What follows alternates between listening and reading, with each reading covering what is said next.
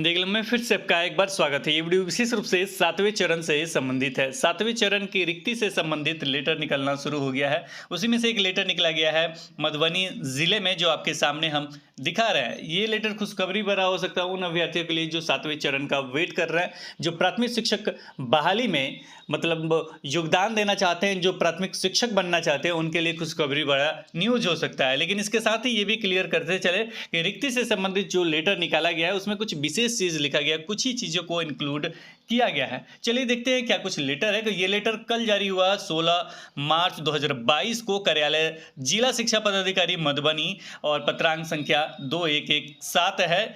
लिखा किसको गया है कि सेवा में सभी प्रखंड विकास पदाधिकारी मधुबनी, सभी प्रखंड शिक्षा पदाधिकारी मधुबनी, सभी कार्यपालक पदाधिकारी सह सदस्य सचिव प्रखंड नियोजन इकाई मधुबनी। विषय क्या है? विषय है वैसे प्रखंड एवं पंचायत जहां एक बार भी काउंसलिंग नहीं हुआ है। अब देखिए, एक बार भी काउंसलिंग नहीं हुआ है यानी अभी तक काउंसलिंग नहीं हुआ है। वहां के कोटिवार रिक्ति की गणना, वहाँ के कोटिवार रिक्ति यानी किस कोटि में किस तरीके से खाली है वो हूबहू मेरे ख्याल से ले लेंगे, क्योंकि वहाँ एक बार भी काउंसलिंग नहीं हुआ है। साथ में एवं 31/12/2018 के बाद सेवानिवृत्त हुए शिक्षकों की रिक्ति की गणना। अब इसके अतिरिक्त क्या है कि जो सेवानिवृत्त हुए शिक्षकों की रिक्ति यानी जो सेवा से निवृत्त हो गए, वहाँ सीट खाली रह गया 31/12/2018 के बाद, तो उसकी भी गणना करना है और प्रतिवेदन उपलब्ध कराने के संबंध में, उसका प्रतिवेदन उपलब्ध कराने के संबंध में। यहाँ एक चीज़ और हम क्लियर कर दें, मतलब ऐसा कुछ नहीं लिखा गया कि अगर जो भी बच्चे जा रहे हैं यानी जो आपके बच्चे हैं, जो छात्र है, उनकी संख्या पे करके ऐसे नहीं मांगा जा रहा है। ये डायरेक्ट कहा गया कि अगर सेवानिवृत्त हुए वो, और साथ में जो काउंसलिंग अभी तक नहीं हुआ है एक भी, उसका रिक्ति कोटिवार रिक्ति की गणना करके उपलब्ध कराने के संबंध में, यानी टोटल रिक्ति ये उपलब्ध कराने के संबंध में है। आगे क्या कुछ लिखा गया वो देख लेते हैं। वहां से उपयुक्त विषय के संबंध में आज दिनांक यानी 16/3/2022 के वीडियो कॉन्फ्रेंसिंग में अपर मुख्य सचिव शिक्षा विभाग बिहार पटना के द्वारा किए गए निर्देश के आलोक में वैसे प्रखंड एवं पंचायत जहां प्रथम चरण से लेकर विशेष चरणों के नियोजन की प्रक्रिया में एक बार भी काउंसलिंग नहीं हुआ है, वहां के नियोजन इकाईवार एवं कोटिवार रिक्ति की गणना एवं 31/12/2018 के बाद सेवानिवृत्त हुए शिक्षकों की रिक्ति की गणना कर प्रतिवेदन अधो हस्ताक्षरी कार्यालय को एक पक्ष के अंदर उपलब्ध कराना सुनिश्चित करें।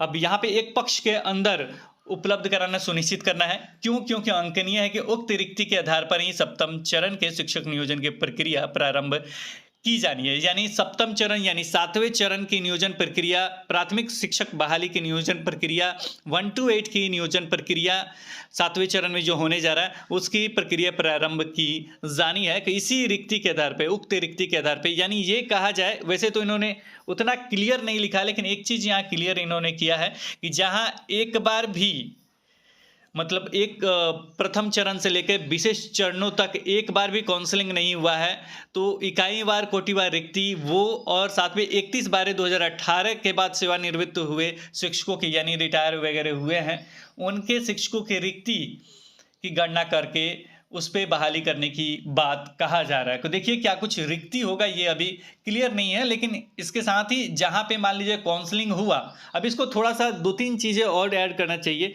मेरे ख्याल से वो भी होना चाहिए, मान लीजिए कहीं काउंसलिंग हो गया, रिक्त पद रह गया, तो उसे भी ऐड करना ही होगा और होगा भी, क्योंकि वो रिक्त पद मतलब वो, या हो सकता है कि इंफॉर्मेशन हो इसके बारे में। मेरे ख्याल से इसका इंफॉर्मेशन होगा ही। क्यों होगा? क्योंकि प्रत्येक जिले में जब काउंसलिंग हो रहा है तो उसका अपडेट वहाँ जा रहा है, तो उसमें रिक्त पदों के इतना पद था, इतना पद भरा गया और इतना पद रिक्त हो गया, तो ये सारे डेटा तो उनके पास होगा, लेकिन साथ में ये डेटा और 2018 वाला डेटा मांगा गया है। तो इस पे और साथ मतलब दोनों चीज़, और मेरे ख्याल से वो जहाँ रिक्त बच जा रहा है सीट, जो इसमें मेंशन नहीं है, वो भी रहेगा, क्योंकि वो सीट जब रिक्त ही रह गया, मान लीजिए ST महिला का कहीं सीट रिक्त रह गया, और भी किसी चीज़ का, जैसे मधुबनी में देखिएगा 2-3 तरह का सीट रिक्त रह गया, महिला का सीट, तो वो सीट तो निश्चित रूप से गणना किया ही जाएगा, वो जोड़ना ही चाहिए। इसमें मेंशन नहीं है लेकिन वो भी जुटना ही चाहिए, क्योंकि किसी भी स्कूल में पद आप रिक्त नहीं रख सकते अगर बहाली प्रक्रिया आप ना रहें तो ये सारे सीट जुटना चाहिए। और साथ में एक चीज़ और होना चाहिए कि अगर छात्रों की संख्या बढ़ रहा है तो उसके अनुरूप करने के लिए उस सारे सीटों का रिक्ति तो मेरे ख्याल से प्रत्येक 6 मंथ पे लिया ही जाता है कि वो सारी चीज़ें को देखते हुए उस पे भी बहाल करने की बात कहा जाना चाहिए। लेकिन फिलहाल इसमें 2 ही चीज़ मेंशन करके कहा गया है, उक्त रिक्ति के आधार पर ही सप्तम चरण के शिक्षक नियोजन की प्रक्रिया प्रारंभ की जानी है। लेकिन सारा चीज़ जोड़ा जाएगा तो कम से कम 80,000 होगा ही। लेकिन एक गुड न्यूज़ भरा है, अब आपको एक ही काम करना है कि रिक्ति से संबंधित प्रतिवेदन दे सकते हैं कि इस तरह का जोड़ा जाए, ये जो आपको लगता है कि जो चीज़ छूट रहा है उसको जोड़ते हुए रोस्टर का पालन करते हुए, फिर से रोस्टर का पालन करते हुए बहाली प्रक्रिया अपनानी चाहिए।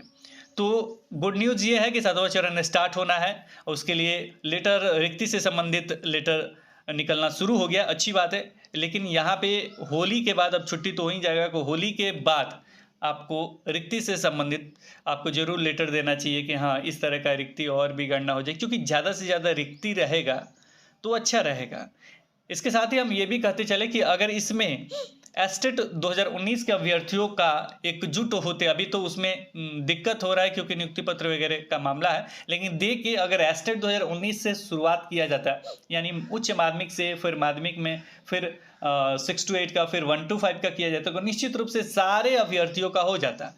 लेकिन देखिए क्या कुछ होता है 7वें चरण में, क्योंकि वो तो अपना लड़ाई लड़ ही रहे हैं, लेकिन 6ठे चरण के जो भी अभ्यर्थी हैं उनको देखना चाहिए, केस को अच्छे तरीके से टैकल करना चाहिए कि क्या उसमें कमी है, मतलब उसमें सारा चीज़ दिया गया या नहीं दिया गया, नहीं दिया गया तो क्यों नहीं दिया गया, उस पर हो रहा है तो क्या कार्रवाई हो रहा है, अच्छे तरीके से टेक ओवर करना चाहिए और उसको जल्द से जल्द इंड करना चाहिए ताकि उन्हें भी नियुक्ति पत्र मिल सके। फिलहाल गुड न्यूज़ ही है 7वें चरण के अभ्यर्थियों के लिए। तो इस वीडियो में इतना ही, फिर मिलेंगे एक नए वीडियो के साथ, तब तक देखते रहें, बने रहें हिंदी क्लब पे। धन्यवाद, बाय बाय।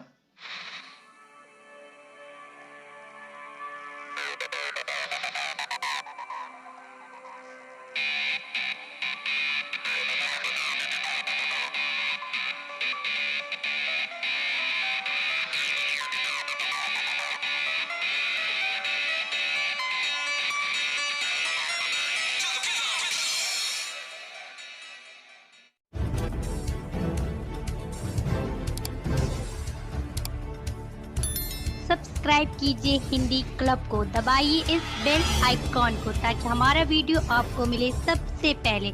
शेयर करें अपने दोस्तों के साथ ताकि वो भी इसका लाभ उठा सके। ये सब बिल्कुल फ्री है।